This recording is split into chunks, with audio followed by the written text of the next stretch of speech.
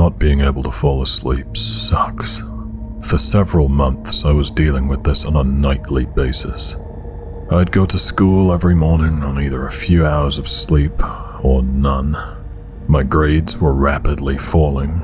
My social life was non-existent. Life was like walking through a thick fog. Half the time I wasn't sure where I was or what the hell was going on. I tried everything I could think of. 5 milligrams of melatonin turned to 10. 10 turned to 20.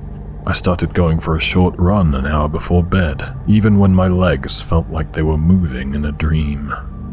I tried not using electronics past 7. I didn't eat past 8. No luck.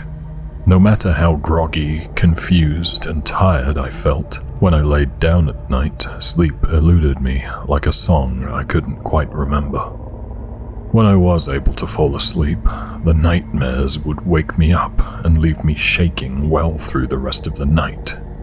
My dad had taken to drinking to numb the pain, so he wasn't any help. It felt like he was passed out more often than not. I couldn't blame him. I probably would have done the same thing if I had access to alcohol. He would have killed me if I tried to take any of his. One Wednesday around 1 a.m., when I was closing in on 48 hours of no sleep, I was scrolling through Twitter when one of those promoted tweets caught my eye. Are you having trouble falling asleep at night? Look no further. Your sleeping friend is here to help. Geez, I thought, Google really is spying on me. But there was a video attached, and my curiosity was piqued, so I plugged in my headphones and hit play. The video showed an empty beach. In the background, calm blue waves ran up the shore. There were several moments of silence, and then a man began to speak in a low, slow whisper. At each word, the sound switched from my right ear to my left, and the syllables reverberated over each other. I'm your sleeping friend, and I'm here to help you get to sleep. On my channel, you'll find all kinds of videos dedicated to relaxing your mind. I have nature sounds, ASMR, white noise, and a plethora of other options. Find what you need, and never spend another night tossing and turning. I thought the whole ASMR whisper talking thing he was doing was kinda creepy, but I was desperate, so I clicked the link to go to his YouTube channel and started to sort through the videos. There were dozens to choose from, but I started off on 8 hours of nature sounds to pull you down. There were faint sounds of running water, birds chirping, and leaves rustling in the wind. It made me feel like I was in a different world. I didn't have to worry about school, my dad, or that night. The birds were my friends. The water and the leaves were a gentle song, lulling me to sleep. After a few minutes, I turned onto my side and closed my eyes. But in the darkness, the sounds seemed to shift and change. The running water was a growling predator. The birds were a horde of crows waiting to make a meal of me, and the wind and the leaves were a menacing whisper in the distance. Before long, I was sweating and gripping my sheets with white-knuckled hands. I opened my eyes and turned off the video. I took a deep breath. Come on, man, just go to sleep. But I couldn't. 20 minutes of lying down with my eyes closed did nothing. I needed something to drown out the silence. 10 hours of white noise to help you drift away. I could see why they called it white noise. It reminded me of TV static, yet this sound seemed to take up more room in my head, like there was some sort of smoke attached to it. It was slowly flowing through my ears and into every crevice of my brain. For a moment, there was nothing except the sound. I relaxed a little and closed my eyes, but in the instant I did, For just a fleeting second, I saw white inside of darkness, like I was inside of an empty Word document. And then, for just a split second, there was a whisper, soft and calling to me. I was sure of it, but I wasn't able to make out the words. With a sharp gasp, I opened my eyes. My heartbeat hammered in my chest. I sat still, as if the slightest movement would set something off. I couldn't shake the feeling that the sound, the smoke, was an invading army, and that the whisper was a warning. I ripped the headphones from my ear and turned off the video. The dark does funny things to your mind, I told myself, especially when you haven't slept in 2 days. I checked the time on my phone, 2 a.m. If I go to sleep now, I can still sleep for 4 hours. I closed my eyes once more. In the dark, eerie silence, the memories came flooding back. The screams, my mom lying in a puddle of her own blood, her eyes open but void of life. Wind whispered through the branches outside, and I remembered how slowly the front door had creaked open, how I'd assumed it was my dad. I didn't want to get in trouble for being awake, so I stayed in my room. I'd just woken up, and the fog of sleep temporarily left the fact that he was away on business shrouded. No more of that, I thought, coming back to reality. I wanted to get up from the bed and flip on the light, but it seemed so far away. I'd have to pass the void of uncertainty that was the shadows under my bed. I couldn't help but feel that there was something under there waiting for me, that there was some sort of sound, but one that I couldn't quite hear. I couldn't get up. I grabbed my phone once more. I was already on the channel. Figured I'd try another video. One of them had to work for me. After all, the thoughts hadn't come back until I stopped, right? 10 hours of black noise to bring you peace. The video had no apparent sound, but rather white letters over a black background. It read simply, "Black Noise." The text faded away, and the video began to transition through slides like a PowerPoint. What is black noise? It is no noise. Silence, but I think you'll enjoy the silence, the darkness. Maybe you'll find peace if you give it a chance. I felt my stomach rise in my throat. My breaths came out rapid, short, and sharp. 10 hours of black noise starting in 5, 4, 3, 2, 1.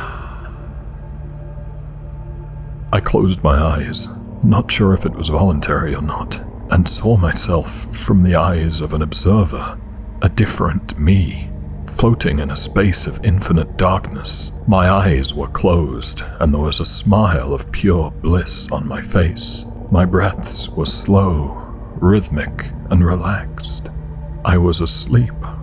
This version of me was sinking into the darkness slowly. So slowly that it took me several moments to notice. I smiled. I was happy for him, and my breaths began to match his. My consciousness began to fade as sleep pulled me in. And suddenly I was falling so fast that I could feel the wind pulling around me. My feet landed on a cool white tile floor. A kitchen. I looked around at the wooden cabinetry, mahogany dinner table, and the light blue walls. It wasn't just a kitchen. It was my kitchen. It was some sort of lucid dream, and though I'd never experienced anything like it, the familiar environment made me feel comfortable. And then there was that whisper again, coming from the other side of the wall, the living room. This time it was a little louder, loud enough that I could make out the words. Come with me, it said in that low voice, the syllables echoing over each other. Your sleeping friend. I walked into the living room and was finally met with the source of that mysterious whisper. He would have been an average-looking man, 5'10" or 11, average frame, but the skin on his face was deathly pale, almost translucent. The closer I got to him, the colder I felt. He wore a tuxedo, and his right hand carried the hook of a beautiful dream catcher. The web in the middle was yellow and made to resemble 4 flowers leaning against each other. At the bottom, 4 black crow feathers hung vertically.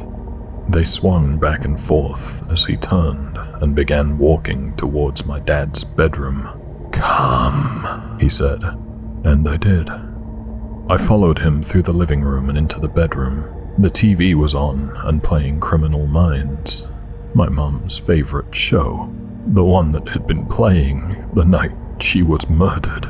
My dad never watched that show. It freaked him out. This isn't my dad's room, I thought. This is my parents' room. My mom and dad's room, back before it became just my dad's room. I screamed, "No!" But as I did, there was a man's voice from the bathroom, forceful, almost angry. I couldn't make out the words, but I knew it wasn't my father. And then there were the muffled, horrified screams of my mother whose mouth had been covered with tape, and who I hadn't found until nearly 7 hours after her death.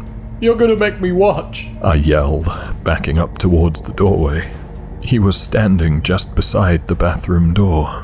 The dream catcher was now hanging from the doorknob. He held his hands behind his back and stared at me patiently as my mother struggled and screamed. "No!" I screamed again, and this time I turned and ran out the doorway, up the stairs, and into my room.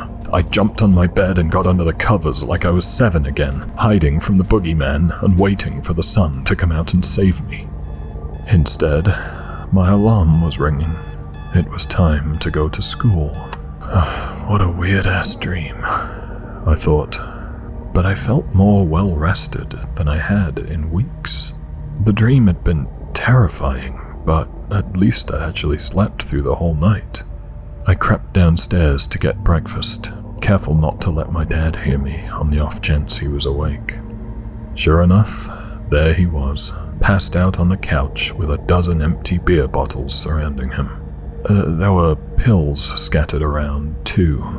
Those had worried me the first time I'd found him like this, but I'd learned quickly that they were to numb the pain, not to end it. Any spillage was just his drunkenness. My day went about as normal. Any excess energy the night's sleep had given me wore off by the time I got to school, and I walked around in my typical daze. I didn't talk to anyone.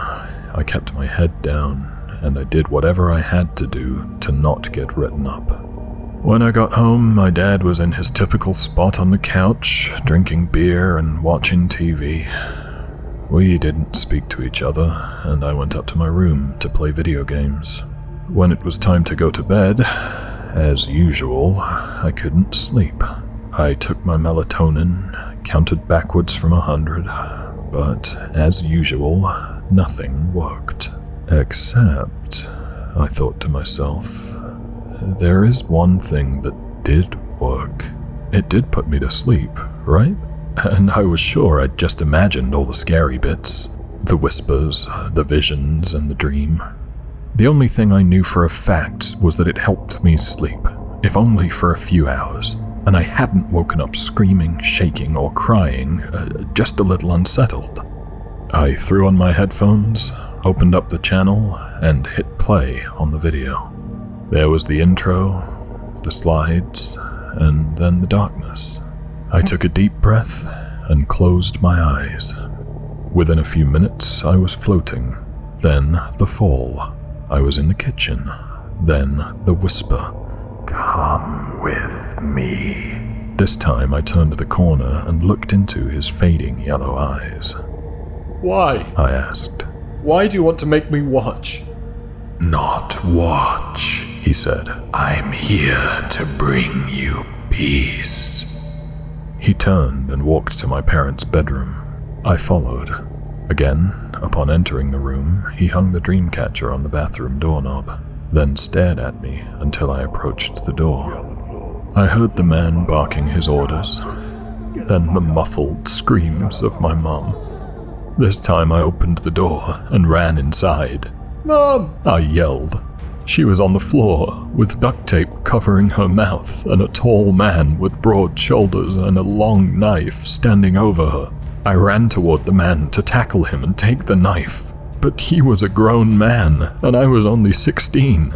He threw me to the side with one arm, then stepped towards me and slashed at me with the knife. I dodged backwards and fell crashing against the wall. My mom took the moment's distraction to stand up and hit him from behind. Her attempt, however, more or less resembled a penguin attacking a polar bear. He turned and with one swift motion slit her throat.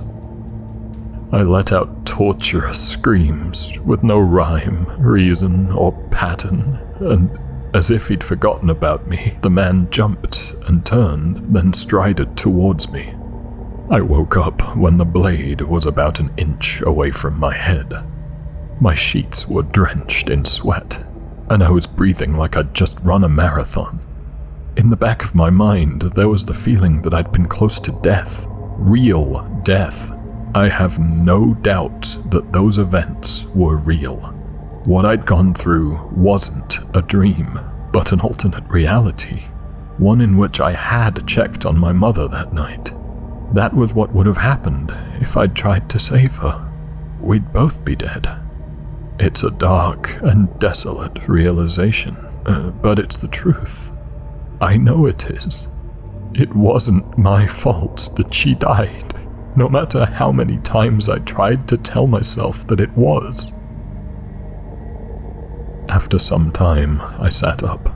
The first thing I noticed was the object sitting on my nightstand. It was the dream catcher, as beautiful as in my dream. Attached to it was a blue sticky note. I picked it up and turned it over. Not a new reality, but a new memory. Your peace. Use this when you need it. Your sleeping friend. It might not seem like what he gave me was a gift, the vision of my near death at the hands of an intruder. But what he did was answer all the questions I'd asked myself every single day since my mom died. What if I hadn't stayed in bed? What if I had tried to save her? Was it my fault that she died? It wasn't my fault, and I couldn't have saved her. It was no one's fault except for the man who walked into our house and killed her. Finally, the guilt began to fade away. Not all at once, but it was a start. I spent a few moments collecting my thoughts, then I picked up the dream catcher and walked it down to the living room where my dad lay passed out on the couch. I placed the dream catcher in his lap. I couldn't give him a new reality, but I could give him a chance to make a new memory. I could, perhaps, bring him peace, answers. Maybe I could even get him back.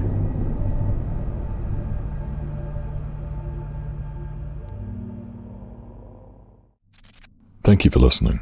If you enjoyed that, please consider subscribing for more. I've been your host, Tom, and until next time, Stay sleepless.